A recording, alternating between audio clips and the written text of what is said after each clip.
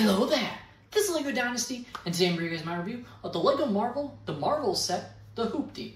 It is set number 76232, comes with 420 pieces, is rated ages 8 and up. Now this set retails in the United States for $89.99 and in Canada for $119.99.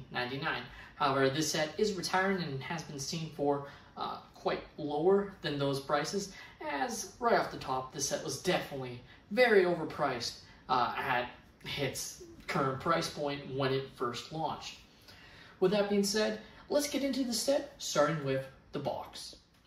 Taking a look at the box, you have the Hoopty flying through space, you have Miss Marvel piloting the ship with the Flurkins. Meanwhile, you have Captain Marvel and Photon flying in space, which is pretty cool, definitely reminiscent of what we see at the end of the film. Flipping the set around, you actually have the characters all inside the Hoopty.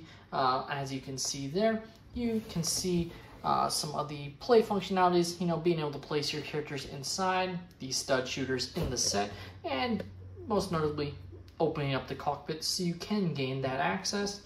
You also have the Avengers logo in the bottom there, which is pretty nice. Taking a look at the manual here, you have the Hoopty on this bluish background as a rendered image. I'm just always going to say I don't find the rendered images really look that great and really don't do the sets justice. That's just my opinion. Another notable aspect of the manual is there is no advertising in the back of the manual for any other Marvel sets. Of course, this was only the Marvel set that was released to coincide with the film, but there was other Marvel sets that they theoretically could have advertised in the back. So very interesting that decision by LEGO not to add that. Just something I've noticed, years ago, there was always going to be advertising in the back of these manuals, and now it's very hit or miss, on what sets get it and what sets don't, and it's just kind of interesting to me when they do that. Here we have the extra parts and of course the brick separator that are included in this set. So as you can see, quite a nice assortment of parts for you to add to your collection for free. Taking a look at the minifigures included in the set, we'll start off with Miss Marvel. And I have to say, I really like this minifigure. I think she absolutely looks really cool with all this printing detail.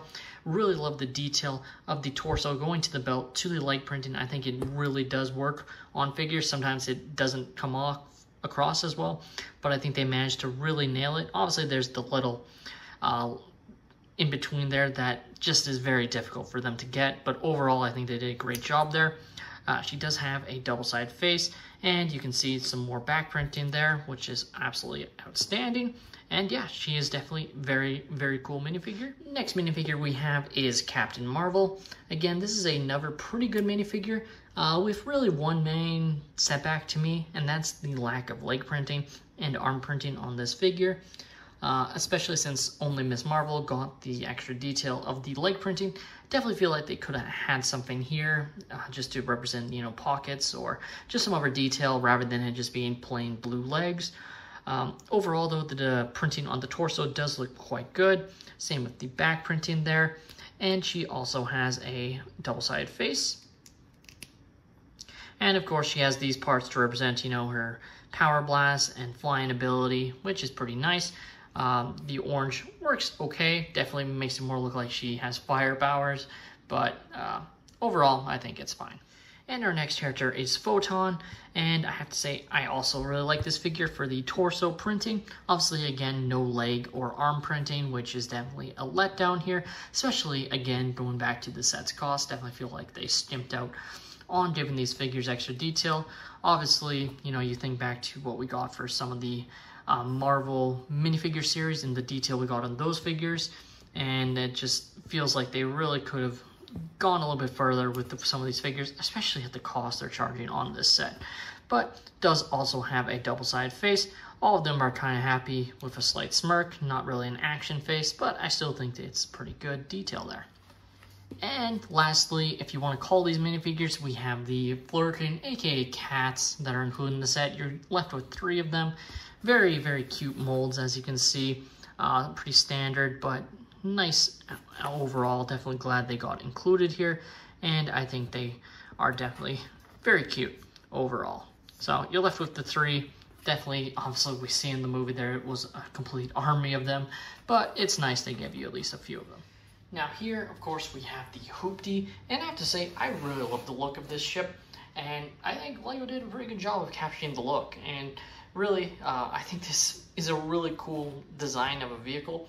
It really fits with, like, just as an example, like your Star Wars sets, and that's kind of what drew me to the set. Obviously, elephant in the room, not a lot of people like the Marvels movie. Personally, I'm a little bit indifferent to it. I don't think it's as bad as everyone's saying. I don't think it's the greatest thing in the world either. I think it was, you know, run-of-the-mill movie, and unfortunately it's kind of just a victim of the, I don't know if you want to call it the world we live in today, with how everything has to be absolute 10 out of 10, otherwise it's viewed as trash.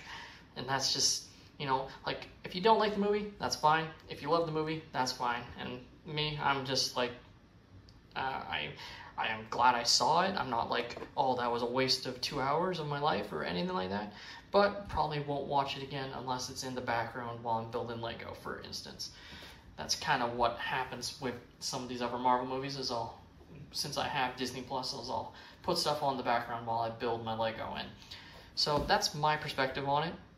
But the set itself, I think it looks really cool. Like, I think the design is really unique. Like, it's kind of, like, I'd almost describe it as like a chubby ship, just with how it is. But I like the design. I don't know why, I just think it looks really fun. It's very similar to like a Quinjet in a way, like a smaller Quinjet, especially with the wings and whatnot. But I think it really just, I don't know, there's just something about it that I think just is really nice. Now, one of the other main issues, and again, it comes down to the price, is if you're going to charge $90 US or 120 Canadian, you gotta give us printed elements here, like sticker. Just, again, it probably comes across as, like, again, stickers on both sides here. Like, I'm okay if they're going to charge more, if they're going to give us value for that extra money. But the thing with Lego is they've started to charge exorbitant prices, especially on some of these licensed themes, and we're not getting any value as back for doing that. Like, I think Lego's mindset is really going to have to change, otherwise people are going to pass on these sets. Like, I understand why people passed on the set. I waited for this set to go A, on sale, and B, double points before even touching it. Right now it's on Lego.com in Canada, not on sale or on double points or anything like that. So right off the bat, I think wait on the set for those aspects if you're going to buy it directly from Lego. Otherwise, wait for it to go on sale heavily at another retailer just for its price currently. Like, that's, to me, the main thing holding the set back, because I think this is very nice. Like, you have some nice play functionality with the stud shooters, as you can see. Those are always fun, very easy, and always a fun feature to have included in a set like this. So that's perfectly fine. Opening up the set, you have some great, you know, room. Like, overall, this is quite roomy. You definitely can fit all your characters inside, no problem, and have room for other characters, which is definitely important in a set like this. Like, there was a chance they could have made it very hard for you to fit all your characters in, or only had one character able to fit in a set like this. So definitely nice that they managed to design it to be spacious enough for all your minifigures.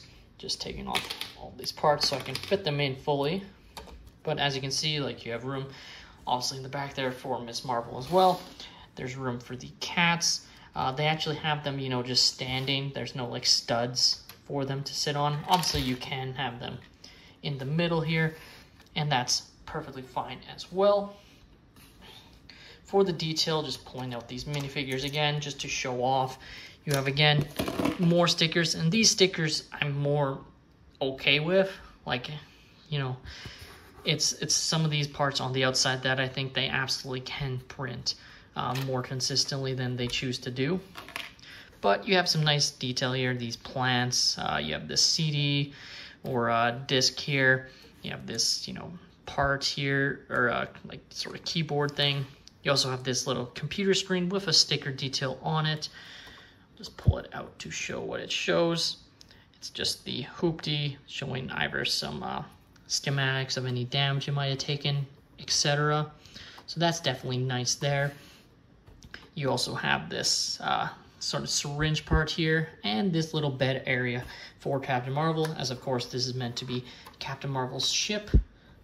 The one kind of interesting thing is you can't, like, you have to put her down in position, like, already. You can't have her, like, lie down because she won't fit. But if you go like that, she'll fit. It just, you can't, like, have her sit up, essentially. And overall, though, I think there is quite a few nice details, and I like, again, that it is pretty spacious. The LEGO Marvel's The Hoopty, to me, is a victim of two things. Its price, and the fact that the movie wasn't well received. Now, I think had the set been more well priced, definitely probably could have made up for the fact that it wasn't well received. For instance, the Eternals wave had a lot of great sets, but again, movie not well received, set's a little bit more overpriced than it should have been. That wave didn't sell very well. This set, you know, movie not received very well, and to me this is like one of the most blatant, like, mispriced sets. Like, again, I can't believe it's listed for 120 Canadian. I got it when it was, I believe, 30% off plus double points getting back, and I think that was like a decent deal overall. You know, obviously you probably get it up to 40 or 50% off at your retailer depending on where you live, on like Amazon, Target, Toys R Us, etc. So definitely recommend waiting for the set to go fully on sale before buying it, whether it's through LEGO or another retailer. This set, to me, should have been max like 60 US, 80 Canadian dollars. And I think overall that's roughly what I ended up paying, with it being, you know, I believe $90 plus the extra 10% VIP points back. So definitely something that I would keep in mind. But again, I think overall the set is pretty good. It has a great Miss Marvel minifigure. I think the overall Captain Marvel and Photon figures are good. Could have been better. Again, just little things that to me really added up to the set not succeeding, and I think it was very, very easy for LEGO to rectify those problems. Like, yeah, everyone will focus on the price per piece ratio. Just in general, like, the only, to me, expensive part in this set is probably this windshield piece. Like, there's not a lot of large parts in this set, because that's the one thing that kind of gets missed in part usage. Because if you want to say that this little stud is the same cost as this windshield piece, that's obviously not the case. And this counts as one of the 420 pieces, just like this one does. But the fact of the matter is, there really isn't a lot of high value pieces, in my opinion, based on how I built the set, or at least large pieces that would have really inflated the set's price. You know, there's not really special molds. Sure, these little cat molds are nice, but again, that is not going to inflate the set's price as much as LEGO themselves chose to do in a set like this. With that being said, that's all my opinion. Let me know your thoughts on the LEGO Marvel, the Hoopty set, in the comments down below. Are you guys a fan of the set? Have you picked it up? Or have you guys passed on it because of either not liking the movie, or just thinking this is an overpriced set? Let me know in the comments down below. Please like and subscribe if you have enjoyed, and have a great day, everyone.